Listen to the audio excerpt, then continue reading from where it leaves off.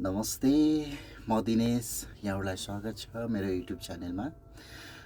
पहिलो भिडियोमा हामीले कुरा गरिसकेका छौँ कफीको इतिहास कसरी सुरु भयो एउटा युट्युबको रोचक घटनाबाट प्रस्तुत गरिसकेको छु र आज यहाँहरूलाई मेरो दोस्रो भिडियोमा स्वागत छ र कफी अरब देशहरूमा कसरी प्रवेश गर्यो यो कुरा हजुरहरूलाई म सेयर गर्नेछु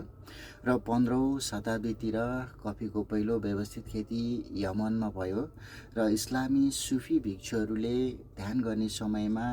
आफूलाई थकाइ कम गर्न र सतर्क रहनको लागि यस कफीको प्रयोग गर्न थाले र यमनको मोचा सहर कफी निर्यात गर्ने व्यापारिक मुख्य केन्द्र बन्यो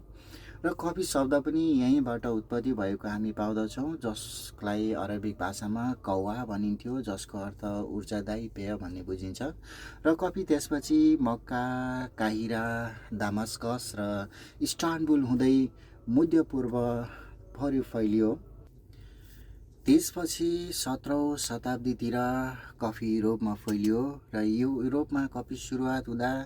केही मानिसहरूले यसलाई शैतानको पेय पदार्थ भनेर पनि भन्ने गर्दथे र कफी पिएपछि मानिसलाई जागरुकता हुने भएको कारणले गर्दाखेरि यसलाई त्यो नामको पनि संज्ञा दिइन्थ्यो र 1615मा इटालियन व्यापारीहरूले पहिलोपटक भेनिस हुँदै कफी युरोपमा भित्राएको कुरा हामी इतिहासमा पाउँदछौँ र सुरुमा क्याथोलिक चर्चहरूले यसलाई अस्वीकार गरे, तर पप क्लेमेन्ट बीले कफी चाखेपछि भने यो धेरै राम्रो पेय पदार्थ रहेछ भनेर क्रिस्चियनहरूलाई पनि पिउन अनुमति दिएको हामी पाउँदछौँ र त्यसपछि युरोपभर कफी हाउस क्याफेहरू खुल्न सुरु गरे र 1652मा लन्डन इङ्ल्यान्डमा पहिलो कफी हाउस खुल्यो र 1671मा फ्रान्सको मार्से सहरमा कफी हाउस खुल्यो र 1683मा अस्ट्रियाको भियनामा कफी हाउस खुल्यो र कफी हाउसहरू बौद्धिक रूपमा बहस गर्ने ठाउँहरू बन्न पुगे र त्यहाँ लेखक, कलाकार, वैज्ञानिक, राजनीतिज्ञहरू छलफल गर्ने गर्दथे। यसरी कफीको सुरुवात अरब हुँदै युरोपमा प्रवेश गरेको कुरा हामी इतिहासमा पाउँदैछौँ र फेरि पनि म यस्ता जानकारीमूलक भिडियोहरू क्रमशः राख्दै जानेछु। यस भिडियोलाई हेरेर सुनेर साथ दिनुभयो,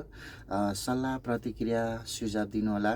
आउने दिनहरूमा म सुधार गर्दै लैजानेछु र हजुरहरूलाई यस्ता जानकारीमूलक विषयवस्तुहरूलाई फेरि पनि प्रस्तुत गर्ने जमर्को गर्दै आजलाई भिडियो यति नै। Thank you, have a good day.